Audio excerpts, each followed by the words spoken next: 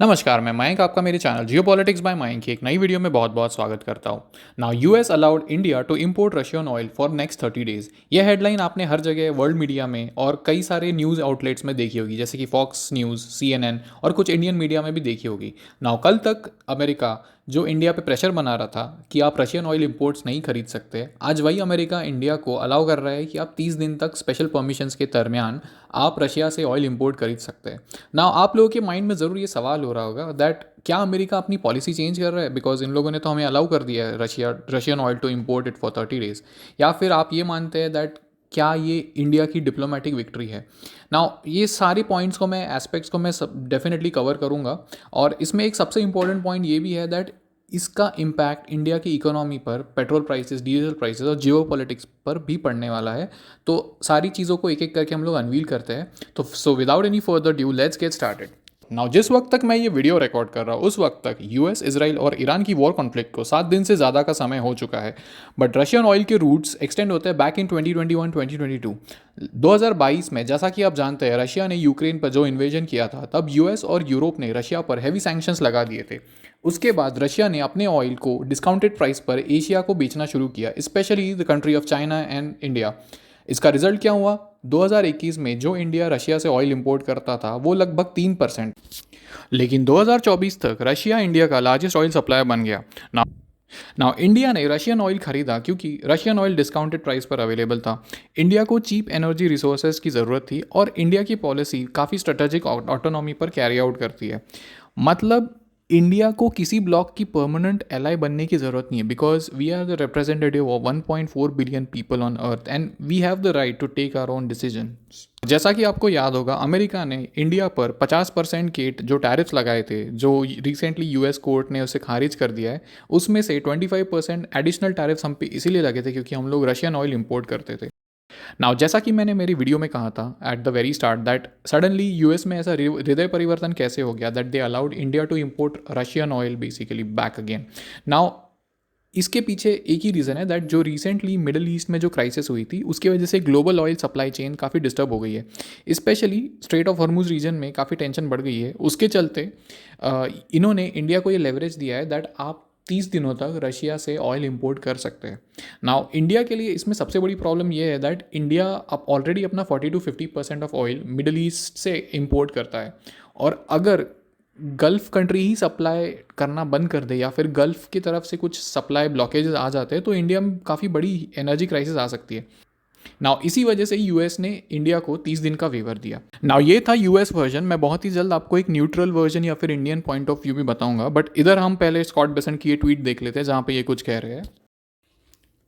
Now Scott Bessent, जैसा कि आप जानते हैं, he is a treasury of secretary states of United States. तो ये कह रहे हैं that President Trump's energy agenda has resulted in oil and gas production reaching higher levels ever recorded.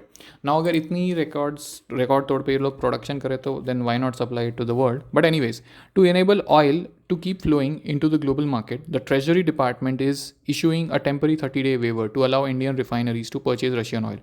This deliberately short-term measure will not only provide significant financial benefit to Russian government, as it clearly authorizes transaction involving oil already stranded in the sea. Now, India is an essential partner of the United States, and we fully anticipate that New Delhi will ramp up on the purchase of the US oil. This stopgap measure will alleviate pressure causing Iranian attempts to take global energy hostage. Now as per Scott Bessent ये कह रहे हैं that India Russia से oil खरीद सकता है, लेकिन सिर्फ टेम्पररी बेसिस पे, on that only for 30 days. और मोस्टली ऑलरेडी सी में जो कार्गो है उसको ये बाय करने के लिए कह रहे हैं। नाउ सबसे पहले तो मैं ये क्लियर कर दूँ दैट इंडिया को किसी की परमिशन की ज़रूरत नहीं है when it comes to buying any commodity across the world. But अब इस वर्ड्स की चॉइस ऑफ वर्ड्स देखिए, बेसिकली इनकी ट्वीट में काफ़ी एरोगेंस झलकता है। ये लोग ऐसे प्रतीत कर रहे हैं that as if they are allowing us to buy the Russian oil, और ये कह रहे हैं दैट सिंस इंडिया अमेरिका का स्ट्रेटेजिक पार्टनर है इसीलिए ये लोग कह रहे हैं दैट ये हम लोगों को अलाउ कर रहे हैं to buy the Russian oil. Now इसमें बहुत सारी कॉन्ट्राडिक्टरी चीज़ें हैं, जैसा कि मैंने अपने while reading out the tweet मैंने कहा दैट सिंस यूएस रिकॉर्ड तोड़ प्रोडक्शन पे ऑयल एंड गैस प्रोड्यूस कर रहा है, then why don't they supply it to the global market.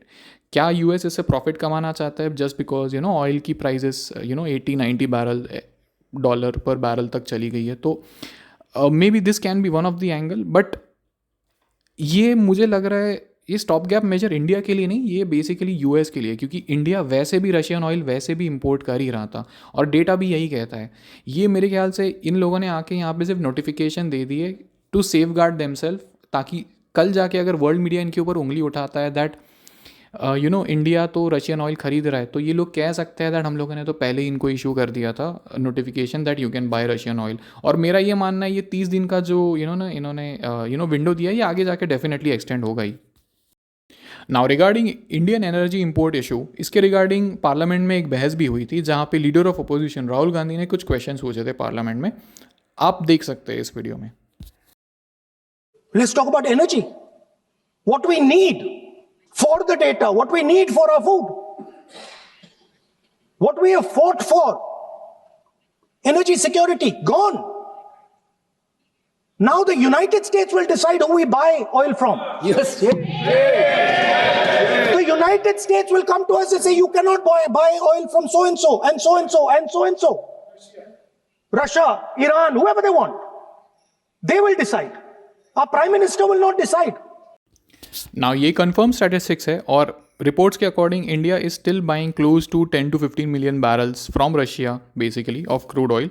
और इसमें मेजर इंपोर्टर्स है जो कि स्टेट ओन कंपनीज है, जैसे कि IOC, BPCL, HPCL, companies like Reliance, Nayara energies, ये काफ़ी कम मात्रा में रशियन ऑयल इंपोर्ट करते हैं, but they still do. And these are the proven data by statistician that although Trump tariff tantrums were on the verge of being levied, India never stop buying Russian oils. हाँ, हमने कुछ frequency ज़रूर कम कर दी है, but we continued buying Russian oil.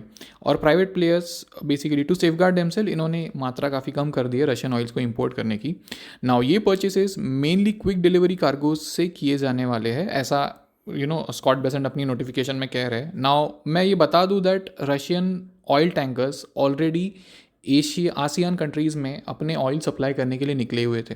Now due to some odd reason जो कि अननोन है, ये लोगों ने एक नोटिफिकेशन इशू कर दी that they are ready to supply the immediate oil supply to India basically. तो इनके जो भी कार्गोज थे जो आसियान देश की तरफ डाइवर्टेड थे, ये अभी रीडायरेक्ट हो जाएगी इंडिया की तरफ। तो जब मैं कह रहा हूँ immediately, I would say between a week और 10 days इंडिया में वापस से रशियन ऑयल आना शुरू हो जाएगा।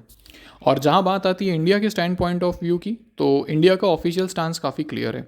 इंडिया को किसी भी कंट्री की परमिशन की ज़रूरत नहीं है when it comes to purchasing oil. और ये काफ़ी लॉजिकल भी है क्योंकि इंडिया दुनिया की 3rd लार्जेस्ट इंपोर्टर है। इंडिया की पॉपुलेशन इज़ 1.4 बिलियन और इंडिया अपनी एनर्जी सिक्योरिटी को कॉम्प्रोमाइज़ नहीं कर सकता जस्ट बिकॉज US चाहता है कि हम लोग कॉम्प्रोमाइज़ करें।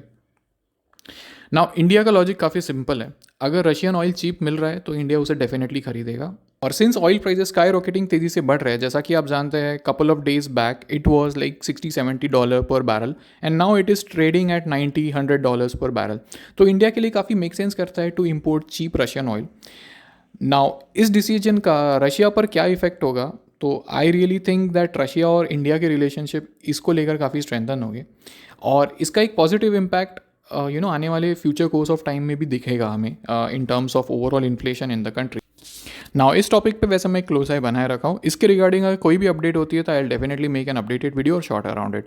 नाउ अगर आप अब तक इस वीडियो के अंत तक बने हुए हैं तो I would request you to like, share and subscribe to my YouTube channel. Thank you for listening and I will see you in the next one.